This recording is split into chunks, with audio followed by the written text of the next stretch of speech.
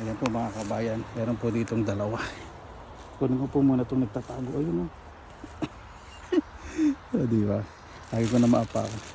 Hindi ko napansin yun.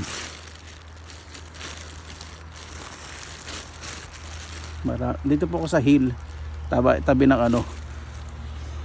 Tabi ng expressway. Lahat na lang. Ito. Bumaluktot. Bumaluktot oh. Ayun oh. Bumaluktot po oh. Dali. Ako rin baluktot na hindi na ako makain. Sa lalim nito. Yun.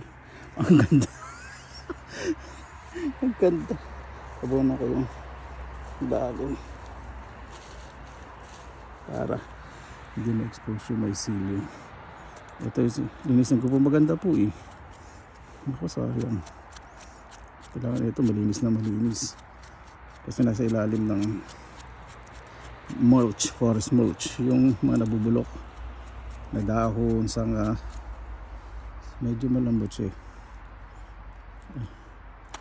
Yan, ganda. Ito, ibabaon ko kasi nag-create din po yan ng ano, mycelium. Yan, ganda. Paglilinis nga lang dito ang challenging. Pero dadahan-dahan. Ay, parang may uod nga. Binahandahan ko pa, may uod pala. Ano ba to? Ay, hindi dry.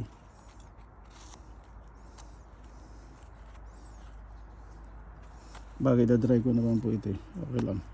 Sa bahay. Mamaya madadry na po yan. Hindi sa mga mabuti kasi ayoko na masyadong maraming. Ito ganda sa ilalim oh. Bright yellow. Yan. Maganda po natin itong malaki firm. Dali. Medyo adjust ko lang po yung camera.